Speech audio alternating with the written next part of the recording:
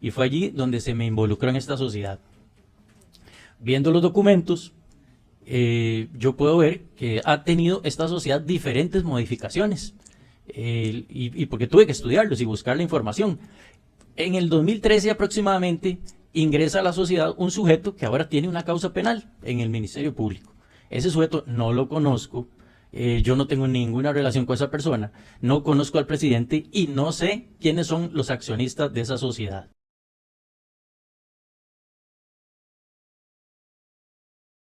Bueno, buenas tardes, señoras diputadas, señores diputados, señora presidenta de la comisión. Primero que todo, quiero agradecer la oportunidad que me dan de poder asistir a esta comisión y referirme precisamente a algunas manifestaciones que se hicieron en una sesión anterior en esta misma comisión, en donde de alguna u otra manera se cuestiona mi integridad y mi probidad.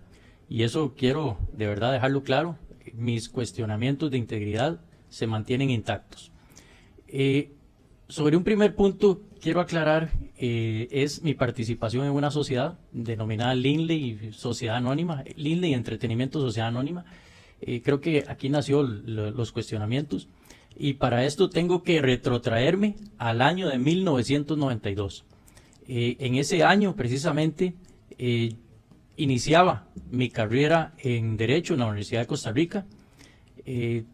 Gracias a mi padre, que siempre nos ha apoyado en el estudio y que también de alguna otra manera, como él dice, nos ha enseñado a pescar, él me consiguió un trabajo con un abogado, en este caso el licenciado Sergio Sánchez Bagnarello. Con él inicié a laborar como mensajero en el año 1992 y lo hice hasta 1997, finales de 1997, porque el 1 de enero de 1998 inicié mi función como fiscal auxiliar en la provincia de Limón.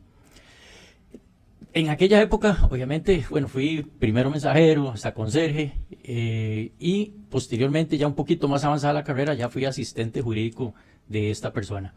Era muy común, y los que son abogados entenderán perfectamente, que la práctica en los bufetes era, y sobre todo con la creación de sociedades anónimas, era ofrecerle al cliente, sea quien sea, en este caso, sociedades anónimas, cuando venían buscando eso, y que ellos fueran, los accionistas y a la vez los representantes legales de la sociedad. Eso es lo común. Muchos de esos clientes, y en este caso la mayoría de los clientes en aquella época de este licenciado Sánchez Bagnarello, eran estadounidenses o extranjeros, generalmente estadounidenses y canadienses. En aquella época también había mucho incentivo de residentes rentistas por parte del Instituto Costarricense de Turismo. Los turistas venían, traían sus rentas a este país y se les otorgaban beneficios. Estas personas, eran muy interesados siempre en comprar sociedades. Este abogado que hablaba inglés, tuvo una muy buena clientela de ese tipo. Entonces, él ofrecía las sociedades anónimas, generalmente, reitero, la mayoría de la clientela de él, y así se puede corroborar fácilmente, eran extranjeros, estadounidenses.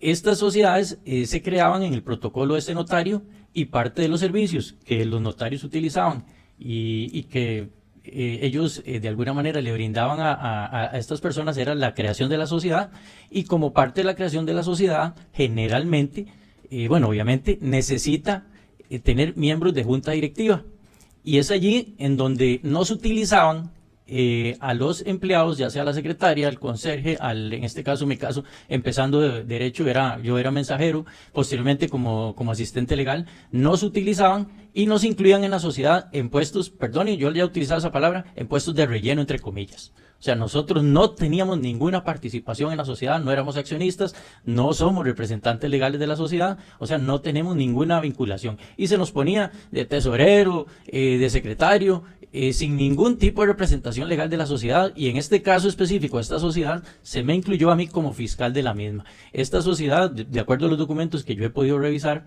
son del 20 de febrero de 1992.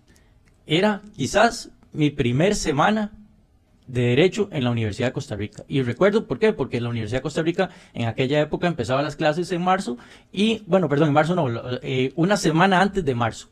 Y para esa época yo me desempeñaba, reitero, como conserje o más bien mensajero de ese licenciado. Y fue allí donde se me involucró en esta sociedad.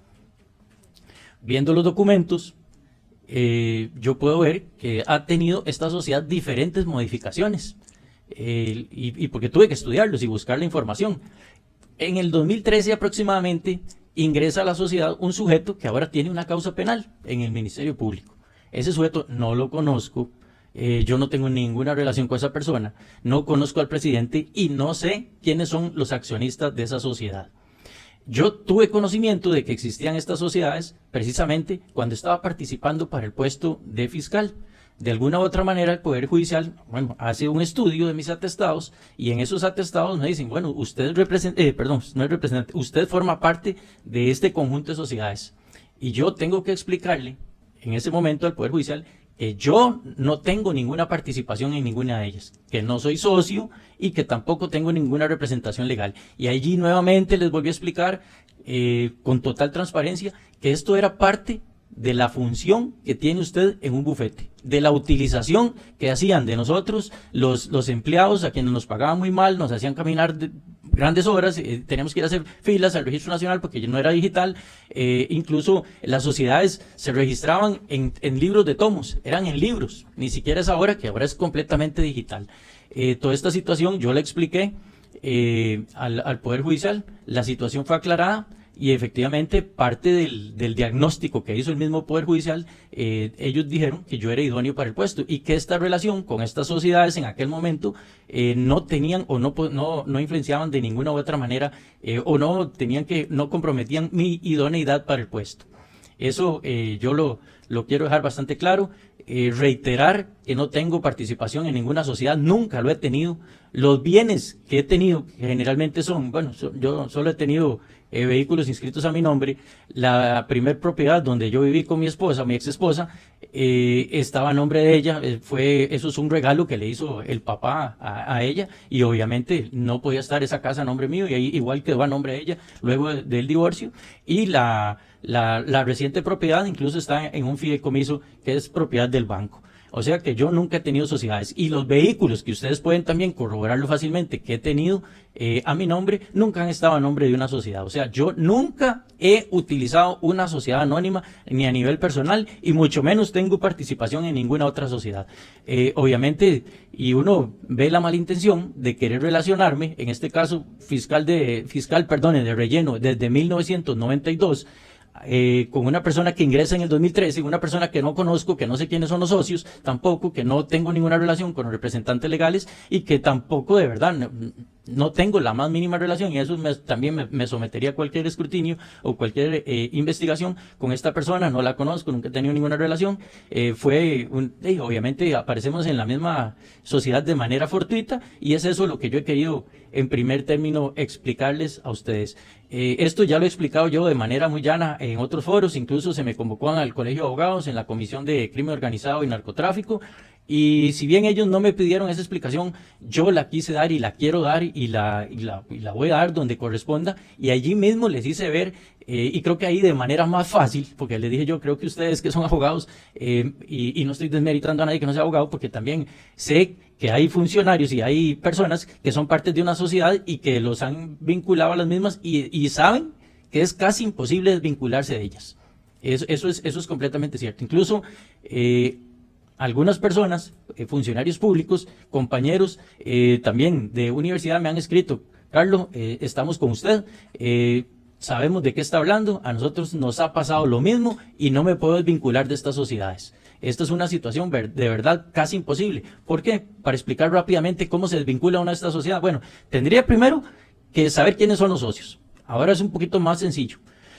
Posteriormente, que ellos tengan la voluntad de realizar una asamblea general extraordinaria de socios y que esté el capital, por lo menos más de la mitad del capital social representado, y que ellos tengan la voluntad de hacer esa asamblea extraordinaria de socios, y que en esa asamblea extraordinaria de socios ellos decidan cambiar la junta directiva. Y posteriormente incluso llevar este asunto donde un notario público que protocolice esa acta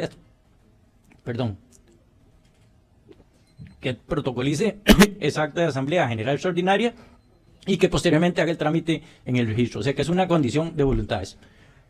Don Carlos, se le acabó el tiempo. Voy a darle 2 minutos más para que termine de redondear. Bueno, esto lo termino, y ya creo que ya les expliqué bastante, pero me interesa también entrar en estos 2 minutos que me quedan en el asunto del viaje a Grecia, que también es un punto de cuestionamiento.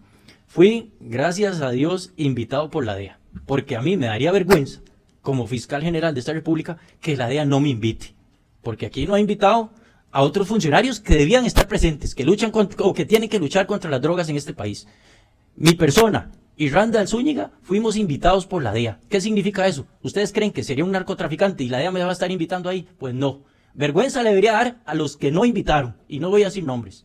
Pero ese viaje fue costeado por la DEA. Se me achaca que fui con una acompañante. Efectivamente fui con una acompañante, la señora Arelis Mora Gamboa. Yo pagué ese boleto. Ella estaba sin permiso, con permiso, sin goce salario, o sea que no recibía un 5 en ese momento por parte del Estado. No, la DEA incluso entró en la invitación, y así me lo hicieron ver, porque yo, previo a esa invitación, ya había tenido reuniones con los jefes de la DEA Centroamérica. Y ahí ellos nos decían, vayan acompañados. Hay actividades paralelas para las personas acompañantes. Y cuando digo actividades paralelas, son turísticas. No se refiere que participan en las actividades académicas o de la conferencia. En eso solo participamos las personas que nos invitan. Ella participó, no hay gasto de fondos públicos. Todos los gastos los costeaba la DEA, y precisamente, incluso, por ejemplo, el procurador de Panamá iba con la esposa, en la misma situación. Y así todos los demás funcionarios de la DEA. Esto también lo quiero dejar claro, y de verdad que no ha habido ningún gasto público comprometido en este viaje, y creo que si me queda algún tiempo lo aprovecharía posteriormente, pero me someto a las preguntas que ustedes me quieran hacer.